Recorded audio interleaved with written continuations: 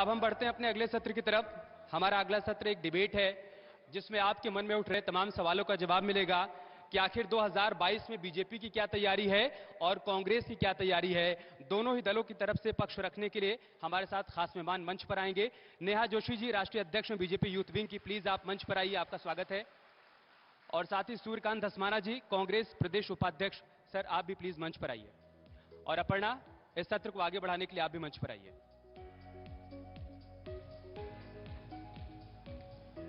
एक बार जोरदार तालियां हो जाए इस सत्र के लिए, क्योंकि आपके मन में सवाल तो होगा ना कि आखिर अगले दशक तक उत्तराखंड देश का सबसे अग्रणी राज्य कैसे बनेगा, जो प्रधानमंत्री मोदी जी ने कहा है और खुद मुख्यमंत्री इस बात का जिक्र करते हैं। अगर आपके मन में सवाल है तो उसका जवाब आपको इस सत्र में मिलने जा रहा है। Thank you so much Amit. आप दोनों ही मेहमानों का बहुत बहुत स्वागत है। धस्माना जी, धन्यवाद। नेहा जी, और प्रदेश की आवाम बहुत ही सार्थक चर्चा की उम्मीद कर रही है।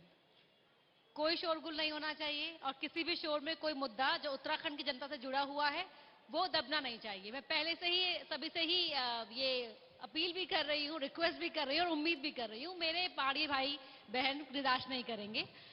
चर्चा की शुरुआत करते हैं। कुछ पॉइंट्स मैं बोलूंगी जो उत्तराखंड के बेसिक जरूरतें हैं, उन पर आप दोनों को ही अपना अपना तर्क और पक्ष रखना है। सबसे पहला सवाल नेहा जी मैं आपसे करती हूं, 22 की तैयारी कैसी है? सबसे पहले तो मैं न्यूज 18 को बहुत शुभकामनाएं देती हूँ, इतना सुंदर कार्यक्रम आज आयोजित हुआ।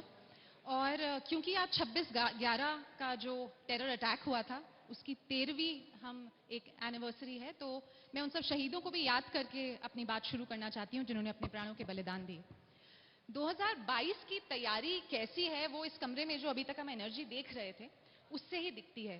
भारतीय जनता पार्टी के बारे में आप, मेरे जो मीडिया के साथी हैं, हमेशा एक बात करते हैं कि हम चुनाव के लिए हमेशा तैयार रहते हैं, क्योंकि हमारे पास जो ताकत है वो विश्व में किसी और पार्टी के पास नहीं है, वो है संगठन। जो संगठन आज भारतीय जनता पार्टी के पास है, पूरे देश की अगर मैं बात करूं तो 22 करोड़ से ज्यादा कार्यकर्ता हैं। अगर उत्तराखंड की बात करूं तो उसमें से लाखों कार्यकर्ता उत्तराखंड के अंदर हैं। तो जो केंद्र सरकार और राज्य सरकार दोनों ने जो ऐतिहासिक काम किए हैं पिछले 5 साल में और पिछले 7 साल में, उनको लेकर हम जनता के बीच में लगातार जा रहे हैं। और जो जनता से हमें रिस्पांस मिला है उसके बेसिस पे अब की बार 60 पार का हमने जो एक स्लोगन दिया है, नारा दिया है, निश्चित ही हम उसको पाएंगे। जी धस्माना जी।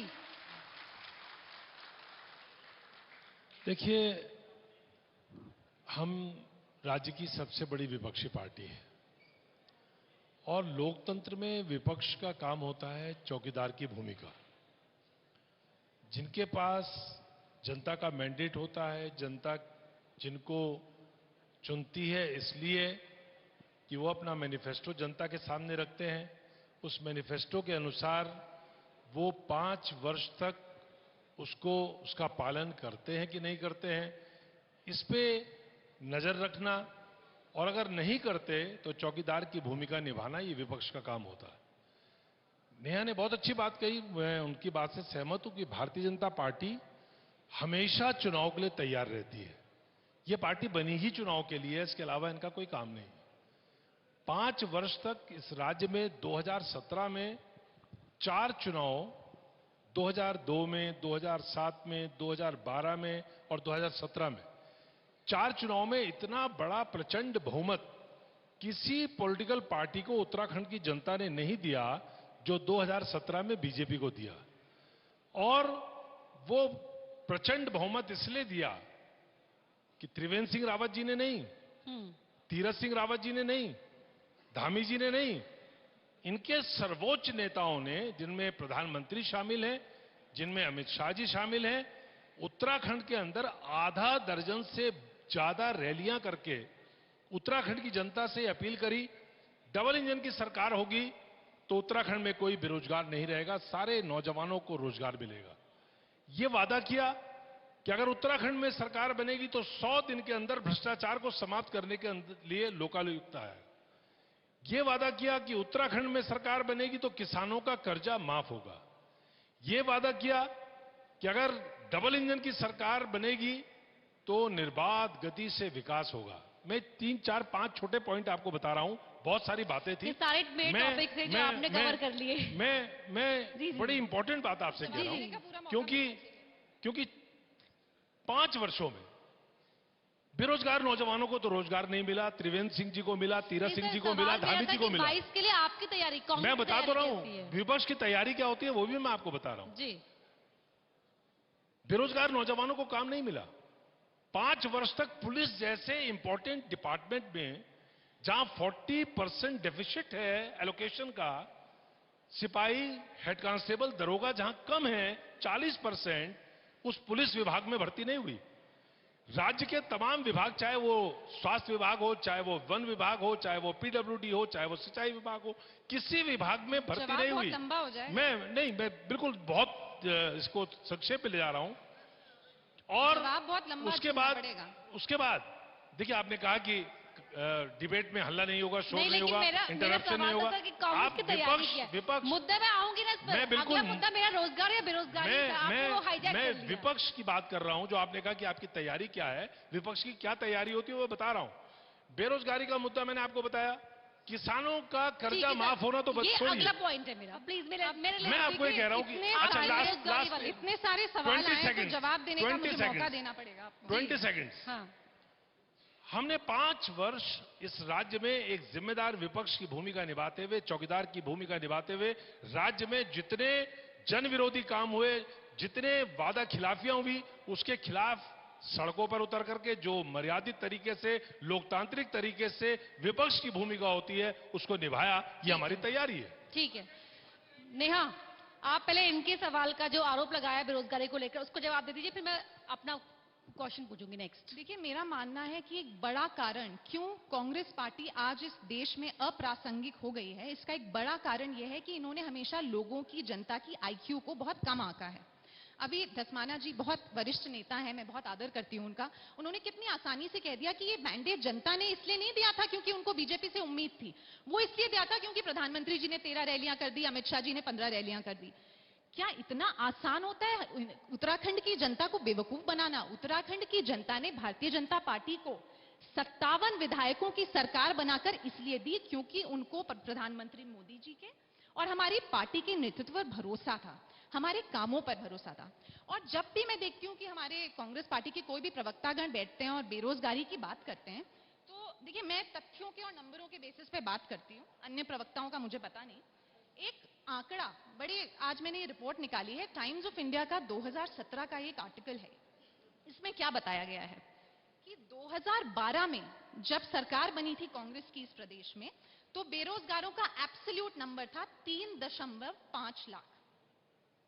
ये बढ़कर कितना हुआ 2017 में? 9.3 लाख। ये मैं नहीं कर रही हूं आर्टिकल, मैं आपको सबके पास व्हाट्सएप है, मैं कर दूंगी आपको, आप देख लीजिएगा।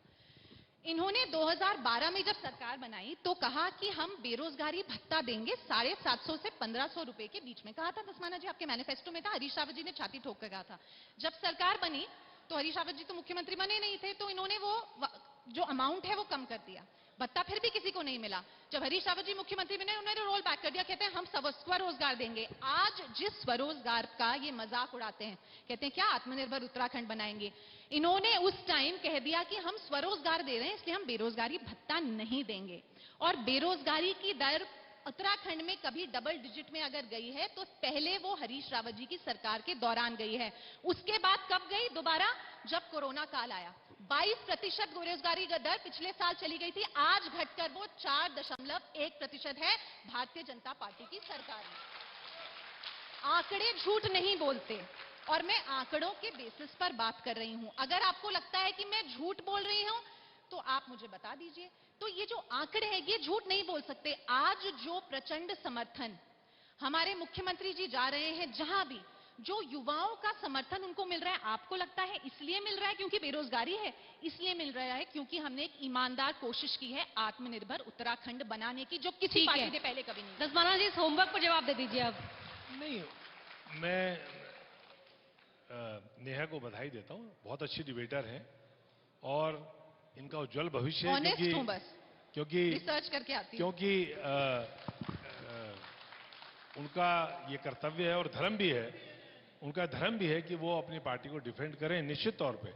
लेकिन वास्तविकता यह है कि राज्य के अंदर पिछले 5 वर्षों में, मैं तो आपसे पूछ रहा हूं कि बताइए कब विज्ञप्ति निकली कि उत्तराखंड में पुलिस की भर्ती हो रही है, कब विज्ञप्ति निकली कि उत्तराखंड के स्वास्थ्य विभाग में भर्ती हो रही है, कब विज्ञप्ति निकली वन विभाग में निकली और वहां घोटाला हो गया। एक ही विभाग में 207 निकला, डॉक्टर एक ही विभाग में पूरे निकला। 5 साल में डॉक्टर्स के 749 डॉक्टर डॉक्टर्स की पिछले लगातार 4.5 साल निरंतर में भर्ती नंबर होती के है। बेसिस पे मैं बात आपको कर बता रही रहा हूँ धस्माना हूँ, जी। मैं बता रहा हूँ 207 कि डॉक्टर्स डॉक्टर, की भर्ती लगातार होती है, 750 डॉक्टर्स ज्वाइन नहीं करते। डॉक्टर। अब आप आज भी बताइए ये आप पता comparison है। करें, आज भी आप पता करें कि जितने डॉक्टर्स की आपके आपने क्यों नहीं आयोग करी? ने जितने हमने करी, आपने निश्चित क्यों तौर नहीं पे करी? करी, केवल क्यों नहीं 200 करी? डॉक्टर भर्ती की है। कांग्रेस के आपको पता है रिजिम पहाड़ में पे डॉक्टर की जरूरत स्वास्थ्य है, विभाग क्यों में, केवल 200 डॉक्टर भर्ती किए आपको आपने? मैं एक एग्जाम्पल बता रहा हूं स्वास्थ्य सेवाओं के बारे में, कि हायर सेंटर के लिए रेफर होता है गोपेश्वर से एक प्रसूता बहन, और हायर सेंटर से रेफर होकर के वो श्रीनगर के रास्ते में रुद्रप्रयाग में उसको लेबर पेन होता है, और बस का ड्राइवर कंडक्टर उसको जबरदस्ती गाड़ी से उतार देते हैं, उसका जो प्रसव है सड़क पे होता है, बच्चा मर जाता है। ऐसी घटनाएं आप अगर समाचार पत्र ठीक है। पिछले 5 वर्ष के आप माफी के पूरे साथ राज्य समय में खत्म हो उठाएंगे, चुका है मेरे पास। राज्य के ये अंदर जवाब प्लीज स्वास्थ्य ले लीजिए। सेवाएं, स्वास्थ्य 10 बहुत सेकंड आपको मैं important होता है। एक लास्ट बताऊं, कोरोना जी, काल के बाद, कोरोना ठीक है। काल का आप बहाना लेते हैं। कोरोना काल में लोग ऑक्सीजन के बिना तड़प करके मर गए। कोरोना काल में सरकार ने टैरिफ फिक्स किया, और टैरिफ आपको आश्चर्य होगा कि 8,000 रुपए बेड, उसके ऊपर 18,000 रुपए तक आईसीयू से लेकर के और ठीक है, वेंटिलेटर तक समय का पूरे थोड़ा प्रदेश के मैं- अंदर क्योंकि स्वास्थ्य की बात करी है, रेमडेसिविर इंजेक्शन तो नहीं मिला, बहुत जरूरी है कांग्रेस ब्लैक पार्टी फंगस को हो याद गया, दिलाना। ब्लैक फंगस ठीक का है, इंजेक्शन नहीं कि मिला। उत्तराखंड में पूरे माफी प्रदेश के के अंदर उत्तराखंड में साढ़े बार-बार 7,000 कांग्रेस लोग पार्टी तो की बहुत शुक्रिया। बिना उत्तराखंड स्वास्थ्य में सेवाओं में मर गए। 2017 पूरे प्रदेश के अंदर स्वास्थ्य मैं सेवाएं, प्लीज शिक्षा जवाब व्यवस्था, दीजिए। बेरोजगारी, थोड़ा सा ये डिबेट सारे का सवाल बनाए हैं रखिए। जिन सवालों का आप जवाब वरिष्ठ हैं, बीजेपी जवाब को देना 2022 में देना पड़ेगा, तो और जवाब यही सुन हमारी लीजिए, तैयारी है, जवाब सुन यही हमारी लीजिए। तैयारी है। सवाल के स्वास्थ्य की आरोपों बात- पर यही हमारी स्वास्थ्य की तैयारी है। बात बहुत-बहुत आज शुक्रिया कांग्रेस आपका। पार्टी को याद आ बहुत-बहुत रही है, अच्छी शुक्रिया। बात है। हेलो। 2017 तक केवल हेलो। 50% इंस्टीट्यूशनल डिलीवरीज उत्तराखंड मैं में तो होती थी, आपको आज आंकड़े बता रहा हूँ 80% अगले हो कि गई। आपने सर, समय की कमी है। हमारी रोक दी। दोस्तों, मैं बता रहा हूँ कि 108 समाप्त कर दी। मैं बता रहा हूँ कि पूरा का पूरा सूर्यकांत धस्माना जी, नेहा जोशी जी, पूरा- समय की कमी है, मैं आप आज दोनों को आपको रोकना याद आ चाहूंगा। रही है उत्तराखंड की बहुत बहुत महिलाओं शुक्रिया की सभी सवालों का Thank you so बेबाकी से much, जवाब thank you. देने के लिए, थैंक यू। और अपना आपका भी बहुत बहुत धन्यवाद इस सत्र के सफल संचालन के लिए। आप लोग प्लीज मंच पर बने रहिए, हम आपको मोमेंटो भेंट करेंगे, और इसके लिए मैं मंच पर बुलाऊंगा टीवी 18 ब्रॉडकास्ट हिंदी क्लस्टर के सीईओ करण अभिषेक सिंह जी को। प्लीज आप मंच पर आइए।